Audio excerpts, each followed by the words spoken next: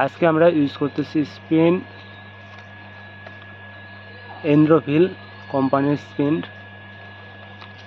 এটার মোটামুটি ডোজ 20 গ্রাম 15 লিটার জলে, কিন্তু আমরা একটু বেশি দিচ্ছি, প্রায় 30 গ্রাম 15 লিটার জলে দিচ্ছি।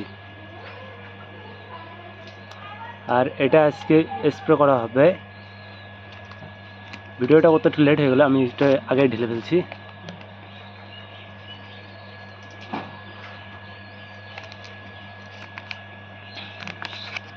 আর এটা হলো ফাঙ্গিসাইড, টেকনিক্যাল আছে कार्बन डाइऑक्साइड 25% और मैनकोजेब 50%, WS फॉर्मेशन के साथ आती है। আর এটার জমিতে যে কোনো ছত্রাকনাশকের জন্য ব্যবহার করতে পারেন। আর এটার কন্ট্যাক্ট অ্যান্ড সিস্টেম্যাটিক দুটোই কাজ করে। আজকে এটা স্প্রে করবো এখন।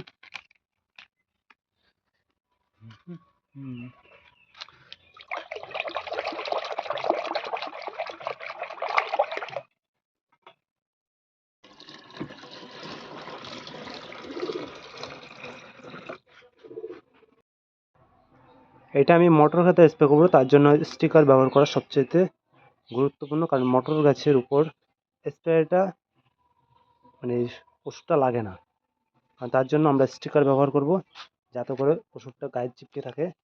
কারণ মটর গাছের পাতার মধ্যে জল আটকায় না। এটা সবসময় তোমার ডামে যখন জলটা গোলা হয়ে যাবে, তার মোটামুটি 1 লিটারের মতো বাকি রেখে তখন ঢেলে দেবে। কারণ স্টিকার দিলে পরে ট্যাঙ্কিতে অনেক সময় কী হয়, ফেনা উঠে, মানে জলের যেইটা উঠে, আর এটা লাস্টের দিকে দিলে পরে ফেনাটা উঠবে না।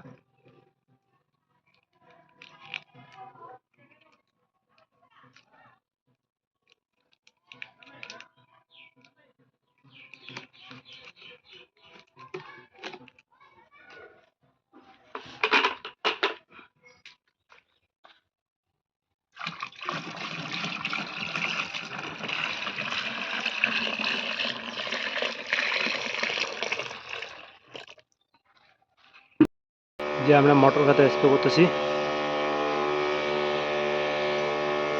স্প্রেন্ট।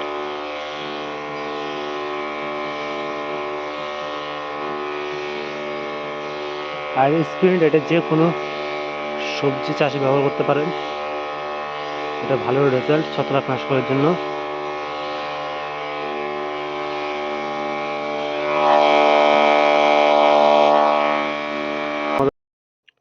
আর যে কোনো ছত্রাকনাশক স্প্রে করবেন জমিতে, সেটাকে কন্টিনিউ দেওয়ার চেষ্টা করুন, প্রায় 5 থেকে 6 দিন অন্তর অন্তর, বা 7 দিন যদি ওয়েদার ভালো থাকে, তাহলে কোনো ছত্রাকনাশক জমিতে প্রবেশ করবে না।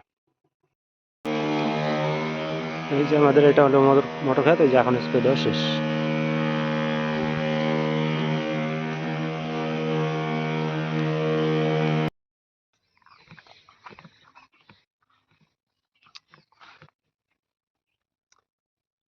স্পিন এটা যে কোনো সবজিতে ব্যবহার করতে পারবেন, ছোট চারা হোক বড় চারা হোক সবভাবেই যাবে।